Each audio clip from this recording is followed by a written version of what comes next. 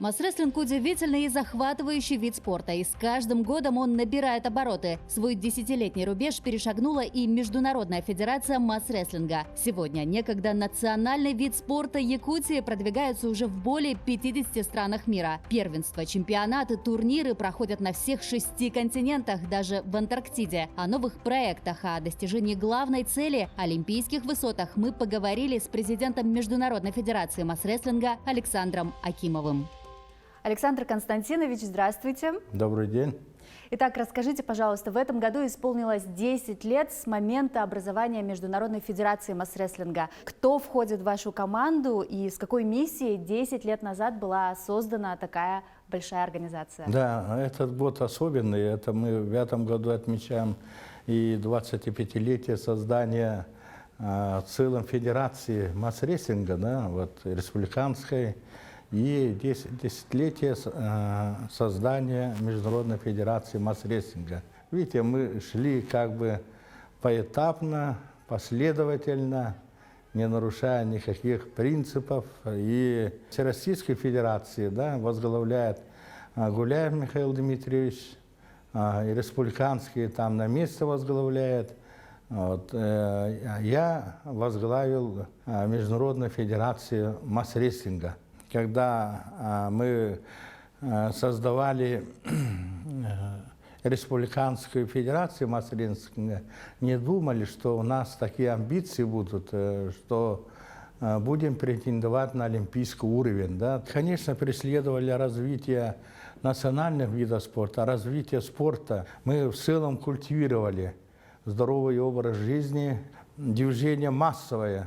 И президент республики, первый президент Михаил Ефимович сильно поддерживал, потом Вячеслав Анатольевич Штуров. И мы вот все вели эту работу, проводили спартакиады по национальным видам спорта и спартакиаду вот, народов России. Один из инициаторов был Роман Михайлович Дмитриев, наш первый олимпийский чемпион, очень мудрый человек, мой друг. И он как-то при разговоре он сказал, что масс-рестлинг, масс-тарды, да, имеет, говорит, олимпийские шансы. И он в это верил, убедил нас, что это возможно. Это вообще такой уникальный вид спорта, да, который без травматизма и без больших как бы издержек, да, можно спокойно его провести в спортзале, в любом месте, в открытом месте и так далее. Не требует серьезных таких финансовых вливаний и так далее. И он очень зрелищный, во-вторых, и популярный. Можно среди девушек, среди женщин, среди молодежи и так далее. Можно его проводить. Все-таки Роман Михайлович тогда, он, я считаю, он был одним из инициаторов этого движения. Но кроме этого были такие, конечно, у нас очень много фанатов, которые в это верили. И Кочнев, вот, Валерий Пантелеймонович, он недавно ушел от жизни, это патриарх национальных видов спорта, очень профессор, очень умный человек. Он тоже говорил об этом. Многие верили в это. Олимпийское движение во что превратилось, какие игры есть, да. А наш масс-рестлинг, да, он одно из достойнейших. Есть понятие вот, олимпийское движение, да, вот, и поддержка вот таких видов спорта. Я думаю, что это вполне благоразумно и вполне нормально, реально и закономерно, я считаю. В 2013 году президент России Владимир Путин объявил о том, что национальные виды спорта народов России должны выйти на олимпийский уровень. Вот какие шаги предпринимает в этом плане Международная федерация по масс-рестлингу? Да, конечно, президент России Владимир Владимирович Путин сам спортсмен, он самбо занимается, да, и самбо претендует на олимпийский уровень. Сейчас мы за ними идем. Вот в России, между прочим, 2 международные федерации есть по самбо, да, и по масс-рестлингу. Вот, так что мы вторые идем. И по рейтингу мы самые высокие по национальным видам спорта масс-рестлинг вышел на первое место. И мы вышли после вот того, когда поправки законы о спорте были приняты. Наши национальные виды спорта, они не считаются национальным уже видом спорта, это уже достояние всего российского спорта, как все равные среди равных, он культивируется уже в Российской Федерации и в регионах. Чтобы выйти на олимпийский уровень, особые требования. Это огромная ответственность, и мы должны отвечать всем международным требованиям и стандартам. У нас есть уже программа на 10 лет.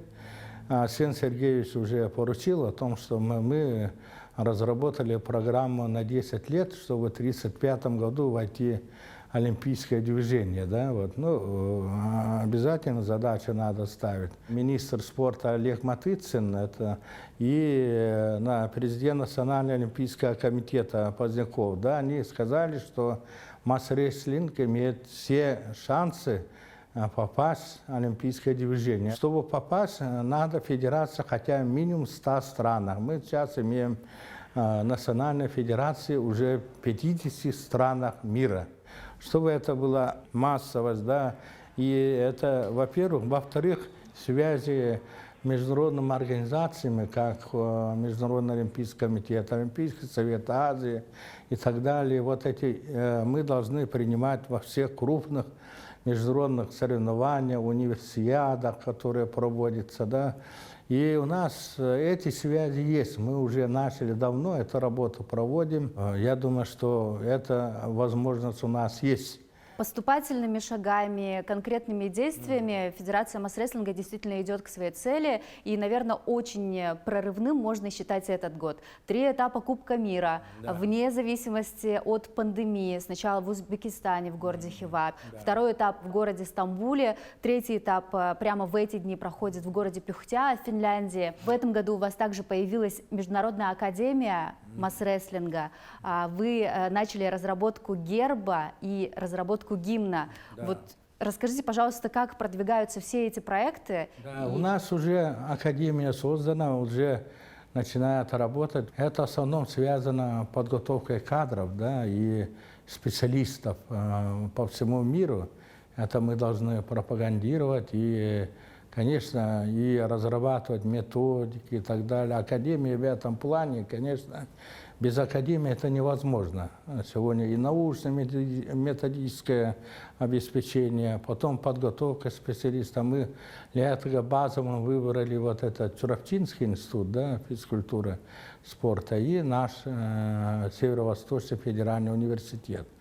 И у нас будет Якутске, мы должны построить международный центр Федерации масс-рестлинга. Это при Мадуне тоже уже проект есть. Штаб-квартира будет, это, как говорится, в городе Якутске. Это определенный шаг, и это уже в программе у нас есть.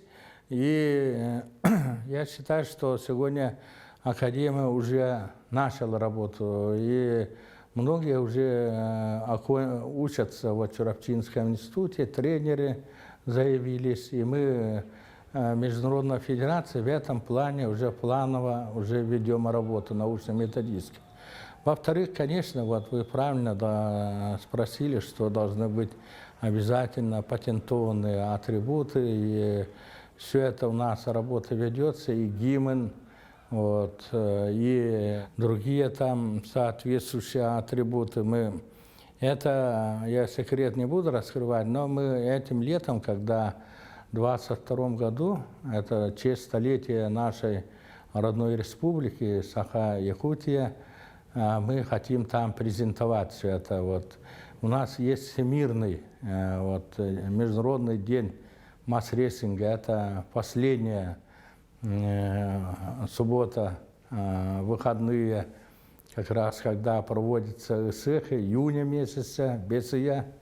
Вот, и там мы хотим местность Юсхатын с помощью вот наших богатырей, Мадины, установить серге, вот, исполнить гимн, чтобы все зарядились той энергией масс-рестлинга, да, чтобы мы идти на такую олимпийские вот, вершину. Вот. И сегодня уже конкурс объявлен. Я знаю, что работают, есть уже претенденты. Комиссия рассмотрит это дело. Но конкурс еще продолжается, Да, да? У конкурс многих уже. якутян и у наших телезрителей есть еще шанс отправить Да.